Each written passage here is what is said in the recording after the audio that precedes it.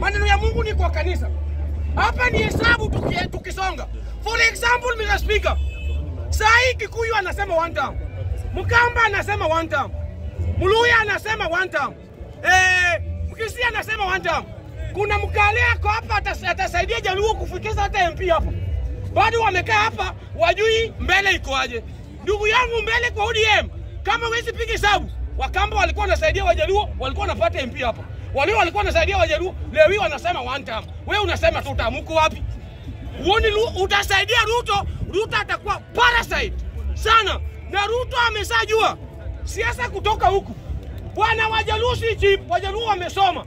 Na lazima hii kitu wache. Nataka kumwambia kina Mbadi, wape Wajaluo pesa. Uko na kika Ruto atapata, akipata hii kitu ataweka Jaluo finance kweli. Apiga tu hesabu, ataweka finance. Wako hapa wanasema wanalala kwa pesa. Kuleni hiyo pesa sasa hivi. Time iko. 2020 itakula kukula hiyo pesa. Utakaa nyumbani. Nikimalizia na Kasipul. Nikimalizia na gavana Nairobi. Mr. Speaker, naona watu wanaongea sana.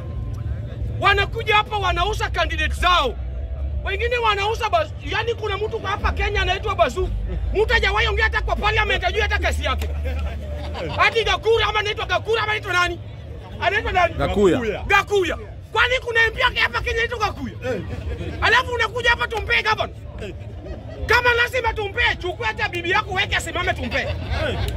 Kama lazima tumpe Gakuya kama ni Nairobi, tupe Okanga hata at least anaongea kwa bunge la Jakarta watu wanamjua. Mtu ajui hata kuongea hata hajawahi peleka hata mson moja kwa parliament. Tena urisk maisha ya watu wa Nairobi. Alafu kuna baba anakuja hapa anasema mtoto yake anakula shilingi 5. Shilingi 5 wewe unalala njaa. Nikimalizia gavana Nairobi, sasa tunataka msomi ndugu yangu. Hapa Nairobi watu wamesoma.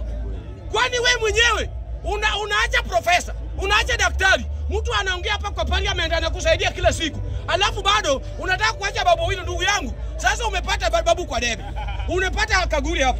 Na unapata Kia Basu hapa. Alafu hii kura yako unapita tu hapa. Unapita hapa. Hadi unapita babu unaweka hapo. Hayuno mo. Hayuno mo. Nataka kumwambia watu hivi.